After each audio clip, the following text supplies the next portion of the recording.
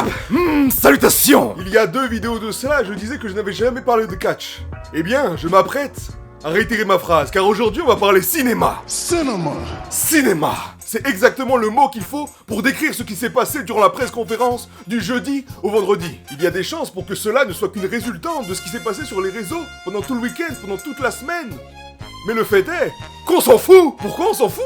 Parce que c'était grandiose, c'était magique, c'était du cinéma. Du grand cinéma, contrairement à ce que The Rock fait d'habitude. Mais bon, ça c'était génial. Merci The Rock, merci Dwayne Johnson. Merci Corporate Rock. Ouh, Hollywood Rock. Alors, bien sûr, sans vouloir éclipser les catcheuses qui sont venues avant, pendant la conférence de presse, ou alors même le retour de Biggie à l'écran, ou même CM Punk en tant que host, on va directement passer aux choses sérieuses. Eh oui, directement. À l'entrée de cela, on a Seth freaking Rollins contre Roman Reigns, Raw versus SmackDown, le Visionnaire contre le Tribal Chief, le Workhorser contre le Part-Timer. Eh oui, rien que ça. Part-Timer, qui d'ailleurs prend sa décision à la place de l'indécis Cody, car quand on hésite, l'opportunité qu'on avait s'en va. Et sans surprise, le Tribal Chief choisit The Rock. I choose The Rock. Eh bah tiens, qui voilà, The Rock, le rocher, le gros rocher de Monaco. Non, je rigole. Qui plus tôt dans la journée, lors du podcast de Pat McAfee, insultait une partie des fans de Cody, à juste titre pour certains, de Cody, Crybabies, des bébés Kadam. Cody, faut qu'il finisse son histoire. Et alors une fois qu'il est là, une fois qu'il fait son discours, les fans, la communauté, les millions le rejettent. Tout comme la juge doit jeter Vince McMahon en prison. Rien que ça, des chants. Rocky sucks, we want Cody. En veux-tu, en voilà, à t'en faire perdre ta virginité.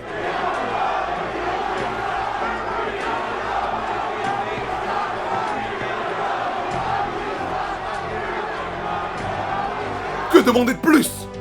Je vous le demande. Et maintenant que Roman Reigns a choisi, que The Rock s'est pointé, on s'est dit ça y est, c'est fixé. On a perdu. We lost. À un tel point que l'autre, il nous montre son arbre généalogique. À croire qu'on est notaire. On s'en fout. Eh bien non, mon pote. Nous, on est les bébés Kadam. Non. Bref, Cody Rhodes, le héros, débarque sans dire un mot. L'American Nightmare libère ses démons en disant, en criant, This right here is bullshit. Yeet! Et ça tombe bien, The Rock se représente à travers un bowl, un taureau. Et en plus de ça, il vient de faire caca partout. Bullshit. C'est moi qui ai trouvé celle-là. Il est content le débile. I choose you, Roman Reigns. Et c'est ainsi que Cody Rhodes choisit Roman Reigns pour le main event de WrestleMania 40. Le plus grand des WrestleMania. Et ce, pour le titre à disputer de la WWE. Le titre que son père n'a jamais gagné. Le titre qu'il n'a jamais gagné. Le titre qu'on veut qu'il ait sur son épaule à la fin de WrestleMania 40. Pour prendre sa revanche, pour finir l'histoire, finish the story. C'est alors que la tension monte. Roman Reigns est très colère. Il en vient même à insulter le défunt père de Cody Rhodes, Dusty. You're irrelevant, just like your dad. Oh là là, la boulette, comme dirait François Pignon. Et à cause de cela, Cody n'attend même pas pour embrayer et passer la première, pour leur répondre de la plus belle des manières, pour leur rendre l'appareil. Here you are talking about family. Is that what the bloodline is? En parlant de main event, Jey Uso, How's Jay? qui fait carrément lâcher le micro à Roman Reigns. Mais également, à propos de ce qu'a dit The Rock par rapport au fait qu'il n'y a qu'une seule famille royale importante dans le catch. C'est ainsi que Cody Rhodes va remettre les choses en place en parlant de leur famille. La Bloodline. Who sits at the head of the table? What does it matter when neither of you have been doing any of the cooking for 2 years? Cody Goat Rhodes leur dit que leur famille, à lui et à The Rock, aurait honte d'eux s'ils étaient encore là. They'd be ashamed of you. Et viens là Black Adam, viens là The Rock, le gros rocher. Et le gros rocher n'aime pas du tout qu'on parle de sa famille. Non, non, non. Suffit de voir ce spin-off de Fast and Furious pour le comprendre. Mais là, toute la journée, il est à bout le con. Il en peut plus, il va craquer, il est chubile, il est à bout. En Marcel Noir, le regard noir, t'as peur. Il en peut plus, il est dans le bouillon. Il repense à Baywatch, il repense à Black Adam, il repense à... Fait malgré lui. Il est à bout psychologiquement. Il en peut plus, il repense à lui en tutu rose. Il craque. Let me make something perfectly clear to you. Il craque totalement. Il chiffre Cody Rhodes. Bam. Here's come! Here Rock! If you smell what the Rock is cooking. Et là, c'est la débandade les amis. Un brawl, une mêlée, Marineford et Nies Lobby. Voilà pourquoi on aime le catch. Voilà pourquoi il fait bon vivre d'être fan de catch ces derniers temps. Ça s'insulte, ça se dispute, ça mélange la haine et le sexe.